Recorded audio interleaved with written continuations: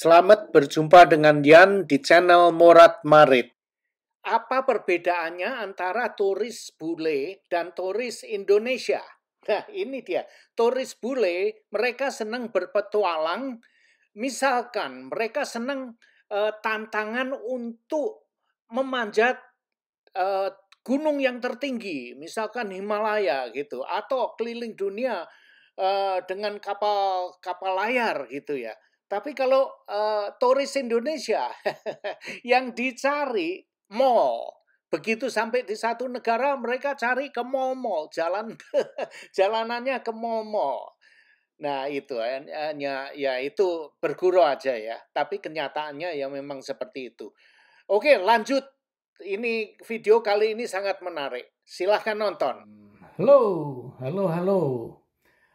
Kali ini aku akan cerita tentang petualangan. Nah, yang ingin aku bahas antara petualangan orang bule dan petualangan orang Asia itu sangat berbeda. Nah, kalau kita berpetualang ya, merantau, ya kita gimana ya, cari duit gitu ya. Tapi ya ada juga ya orang Indonesia yang merantau untuk bersenang-senang. Tapi ini kebanyakan begini ya. Orang bule bila dia mempunyai keinginan, misalkan saya ingin keliling dunia, itu akan dia kerjakan keliling dunia. Misalkan saya akan berlibur ke satu negara atau keliling berlibur selama 1 tahun penuh. Itu pun dia jalani. Sedangkan orang kita ya, walaupun saat ini banyak orang Indonesia yang sudah berkelana ya, merantau, berlibur ke Eropa, Amerika, ke China, ke dunia manapun. Sudah banyak orang Indonesia yang berlibur, berkelana ke Langlang Buana lah. Sudah banyak. Nah, terus kemudian ada juga orang Indonesia yang keliling Indonesia dengan motor, keliling Indonesia dengan jalan kaki, naik sepeda. Bahkan aku lihat ada satu orang Indonesia yang keliling dunia dengan sepeda. Naik sepeda, ada yang seperti itu. Ada juga orang Indonesia yang naik motor ya, itu aku belum pernah melihat ya, naik motor keliling dunia belum pernah melihat tuh ya. Tapi sudah ada aku melihat orang Indonesia keliling dunia dengan mobil plat nomor B, plat nomor Jakarta, plat nomor Indonesia. Itu sudah ada, sudah dicapai dengan seorang Indonesia yang namanya siapa ya, Pak Bro Hoki atau Hawker. Nanti linknya aku sertakan di deskripsi di bawah ini ya. Itu sudah ada, sudah dicapai. Yang saya ingin ceritakan di sini, yang saya ingin bahas, seperti yang kalian lihat ini, di layar ini. Aku belum pernah melihat orang Indonesia yang keliling dunia dengan kapal layar, dengan kapal laut. Nah, ini ada satu cerita yang menarik. Dia ini orang Kanada. Suami istri dari Kanada. Dia kerja ya dulu kerja seperti biasa ya, seperti kita bekerja di satu perusahaan. Dia punya rumah, dia punya mobil, segala macam ya, hidup seperti kita lah. Yang layaknya orang bekerja ya. Tapi kemudian mereka memutuskan, keluarga ini, laki bini dengan anak, suami istri dengan anak, memutuskan mereka ingin hidup di kapal layar. Keliling dunia lagi. Nah, ini yang langka sekali. Ya, kalau keliling dunia solo, sendirian, atau suami istri, banyak itu ya. Tapi ini keliling dunia dengan kapal layar, suami istri, dengan anak kecil yang, ya anak kecil itu mungkin umurnya 5, yang paling besar tuh 5 atau 7 tahun, mungkin sekitar itu ya. Dan yang kecil itu mungkin umurnya 3-4 tahun gitu. Di bawah 5 tahun. Bukan main ini keluarga ini. Linknya akan aku cantumkan di bawah deskripsi ini ya. Itu yang saya salut. Orang bule ini, aduh gimana ya. Kalau mereka mempunyai satu keinginan, dia kerjakan. Seperti keluarga ini. Dia adalah pekerja biasa seperti kamu dan aku ya. Dia bukan bilioner loh. Bukan jutawan. Dia orang kerja dulunya. Terus dia memutuskan berhenti bekerja. Dia jual apa yang dia miliki. Dia jual semua apa yang dia miliki. Rumah, mobil, segala macam. Terus memutuskan untuk berlayar. Mereka punya kapal layar seperti ini ya. Kemudian dia memutuskan untuk keliling dunia. Nah itu duitnya dari mana ya? Sedangkan mereka itu bukan bilioner. Tapi mereka mempunyai YouTube channel ya. Dan YouTube channelnya mungkin mereka itu dapat sponsor. Ada yang saya lihat di videonya, ada yang menyponsori, perusahaan yang memberi sponsor ke dia, ke mereka ini. Mungkin dia hidup dari hasil YouTube itu ya, tapi berapa besar ya hasil YouTube? Saya tidak tahu. Saya tidak tahu itu dapat uang dari sponsornya atau apa ya. Sedangkan dia punya subscriber belum sampai 1 juta, tapi bisa. Nah, itu di Indonesia juga banyak. Ada orang yang keliling Indonesia dengan tanpa biaya, numpang aja. Numpang sana, numpang sini, numpang di truk ini orang. Itu ada. Kalau nggak salah, Kik. Dia punya handle di YouTube, Kik. KIG. Keliling Indonesia gratis. Nah, itu dia. Itu sudah ada. Dia hanya nepeng-nepeng naik mobil gitu ya. Bisa keliling Indonesia. Nah ada juga orang yang keliling Indonesia laki bini juga. Tapi belum mempunyai anak dia. Orang Indonesia. Dia orang Kalimantan. Laki bini, suami istri memutuskan untuk keliling Indonesia. Mereka mempunyai camper gitu ya. Dulunya camper buatan sendiri. Tapi sekarang sudah mereka beli camper yang baru. Mungkin ada sponsornya lah. Aku nggak tahu. Tapi itu sudah ada di Indonesia. Mereka belum punya anak loh. Nah ini Pak Bro ini ya, yang dari Kanada ini. Punya anak kecil. Kalian lihat sendiri nanti ya. Aku cantumkan linknya ada di deskripsi di bawah ini. Ini yang membuat aku salut. Membawa anak kecil. Paling yang besar 7 tahun.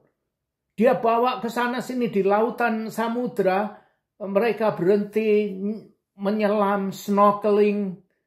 Anaknya itu yang masih umur 5 tahun, 4 tahun itu sudah pinter snorkeling, bisa menyelam, naik lagi, berani menyelam melihat lautan, ada ikan hiunya juga ya. Tapi mereka tidak takut. Nah, orang tua kalau di Indonesia udah orang takut ya. Orang Asia takut melihat ikan hiu gitu, mereka takut, nggak berani itu. Tapi ini orang tuanya nggak apa-apa. Kelihatannya benar-benar mereka tidak pusing.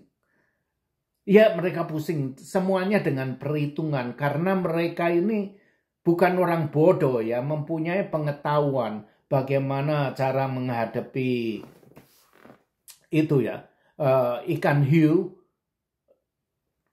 Jadi kita nggak boleh panik atau gimana. Mereka tahu semua. Tapi ya tetap masih aku salut lah dengan mereka dan membiarkan anak-anaknya, anak yang masih kecil itu ikut menyelam di tengah-tengah itu kerumunan ikan hiu. Wow, ini hebat. Nah, orang bule juga ya. Mungkin kalian pernah nonton filmnya yang berjudul Eat, Pray, and Love. Nah, itu juga cerita beneran itu. Itu cerita nyata seorang wanita yang bekerja di New York. Terus kemudian dia putus cinta atau bercerai dengan suaminya. Akhirnya dia memutuskan, karena udah stres mungkin ya, dia memutuskan saya akan keliling dunia. Saya akan berlibur selama 1 tahun. Keliling-keliling di banyak negara. Dia sampai juga ke Indonesia dan filmnya itu diambil di Bali juga itu. Di antaranya di Bali, India, di Itali. Jadi dia memutuskan untuk berlibur selama 1 tahun. 1 tahun nggak kerja gitu. Jadi uangnya ditabung. Dia memakai tabungan dia untuk berlibur selama 1 tahun. Dan mereka lakukan, dia lakukan, wanita ini juga. Nah, ini orang ini juga, dia memutuskan, dia pekerja, orang kerja. Dia memutuskan untuk menjual semuanya. Akhirnya mereka keliling dunia sudah 2,5 kali atau 1,5 kali mengitari keliling bumi ini. Bukan main. Sampai itu satu waktu anak keduanya ya brojol di tengah-tengah apa itu ya, dia melahirkan satu waktu melahirkan anak keduanya ini ditontonkan di video mereka, salah satu video mereka, anaknya lahir bukan main, istrinya ini betul-betul jibaku, berani dan tidak lembeng gitu. Nyek nangis rendah. Orang ya saya hargai wanita melahirkan itu sakit sekali ya. Tapi ini wanita, kalau ini banyak wanita melahirkan mencak-mencak terus minta diperlakukan di kursi roda, diboyong sana boyong sini kan. Ini dia jalan kaki. Sudah waktunya dia mau melahirkan dengan suaminya naik SUV-nya dibawa ke emergency room. Dari situ perawatnya mau ngasih dia kursi roda dia nggak mau. Dia bilang saya bisa jalan kaki. Dia jalan kaki masuk ke rumah sakit itu jalan kaki sambil nahan-nahan sakit. Bukan main. Ini dia wanitanya. Lihat tuh. Bukan main. Saya ingin berpetualang seperti itu, tapi gimana ya? Dulu saya bekerja ya, hanya kerja. Tidak berani aku meninggalkan pekerjaan aku terus kemudian keliling dunia seperti ini. Tidak berani. Aku bekerja sampai aku pensiun. Dan sekarang ini aku sudah pensiun. Kalau aku mau keliling dunia bisa. Saya bisa hidup keliling dunia seperti ini bisa, tapi bukan dengan kapal layar ya. Karena saya buta, saya tidak mempunyai pengetahuan untuk berlayar. Saya tidak mempunyai pengetahuan. Kalau saya berlayar pun saya memakai kapal pesiar itu ya. Bukan seperti ini petualangannya gitu. Kalau saya mau saya keliling dunia lagi itu bisa. Tapi ya sudah terlambat, sudah tua. Kenapa tidak saya lakukan sewaktu saya masih muda? Ini wanita ini kalau nggak salah umurnya sekitar 39 atau 40 tahun. Bukan main. Dia kalau seumur itu kalian bisa keliling dunia, enak, badan masih seger. Suami istri harus mempunyai keinginan yang sama, mempunyai hobi petualangan yang sama seperti ini. Laki bini bisa saling mengisi, gantian nyopir kapal layarnya itu bergantian. Kadang-kadang yang laki dia harus naikkan layarnya, harus memanjat ke tiang itu. Terus yang wanita memegang sopirnya, ngontrol sopirnya. Gitu. Jadi dua-dua mempunyai hobi yang sama. Nah itu. Nah saya sekarang sudah tidak bekerja ya, sudah pensiun. Bisa seperti mau keliling dunia bisa gitu. Tapi istri saya nggak seneng kelayapan gitu.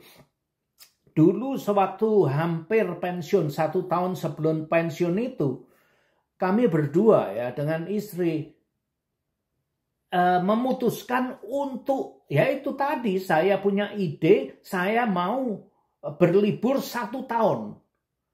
Sebelum kita settle, sebelum kita menikmati pensiun itu, begitu pensiun, saya ingin keliling dunia. Atau berlibur selama 1 tahun kita puaskan gitu. Kemana aja gitu. Akhirnya itu ya istri saya mau ya. Terus kemudian setelah keduluan anak melahirkan punya cucu. Akhirnya istri aku sudah punya cucu nggak mau lagi. Dia bilang nggak mau. Dia diajak liburan 2 bulan aja dia sudah kepingin pulang. Balik lagi. Ya, akhirnya impianku ya buyar gitu. Tapi ya, mau apa? Itulah hidup ya. Jadi sekarang bisa, mampu, finansialnya, keuangan cukup semuanya, badan sudah terlalu tua. Istri nggak mau diajak jalan-jalan. Nah gimana itu? Ya ngajak istri muda aja ya, cari istri muda yang mau diajak jalan-jalan. Oh, ini buyaran teman, buyaran bioskop teman ya. Itulah yang saya inginkan bisa, tapi sudah terlambat. Istri udah nggak mau diajak jalan-jalan karena terikat dengan cucu. Nah gimana ya? Dan lagi badan sudah semakin tua, kadang-kadang kalau travel terlalu jauh itu males. Tapi sebetulnya kalau istri aku mau begitu bisa. Jadi jangan travel langsung terbang ke Indonesia 20 jam, jangan. Terbang ke Eropa dulu, ngeliat-liat Eropa, terus terbang ke Turki, terus berhenti di Dubai, ke Turki, terus ke Yunani, terus kalau ke Timur Tengah itu Iran, Pakistan itu ribet semua. Sekali itu kita bisa terbang dari Yunani terbang ke India misalkan, dari India ke Thailand, terus dari situ kita bisa naik kendaraan itu bus gitu ya, antara negara bisa, terus ke Asia keliling-keliling. Sebetulnya bisa mampir-mampir, terus kita ke Vietnam, ke China, ke Korea, Taiwan, ke Jepang, ke Filipina, mampir di Bali, terus tembus ke Australia, terus kemudian ke New Zealand, terus kemudian ke Tahiti, ke Hawaii, terus balik lagi ke Amerika. Sebetulnya bisa terbangnya dipotong-potong, tidak non-stop begitu ya. Tapi istri tidak bisa diajak berlibur terlalu lama gitu. Ini udah berapa ya? 17 menit nanti. Aku nggak mau lama-lama. Nah itulah yang aku salut dengan orang bule itu. Mereka kalau ingin sesuatu, mereka lakukan gitu. Kalau orang Asia jarang yang seperti itu ya.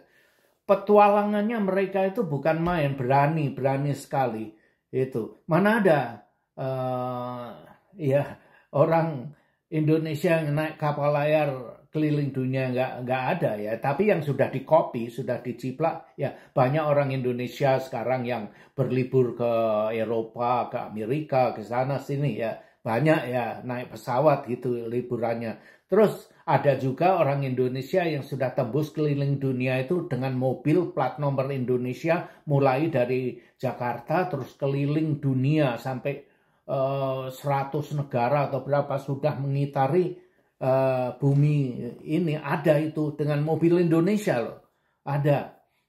namanya Pak Bro Hoki atau Hawker gitu namanya. Nah, linknya kalian cek aja di sini. Terus juga ini Pak Bro yang ini ya, linknya aku cantumkan di sini. Kalau kalian ingin lihat sendiri juga, aku salut loh dengan Jajago itu.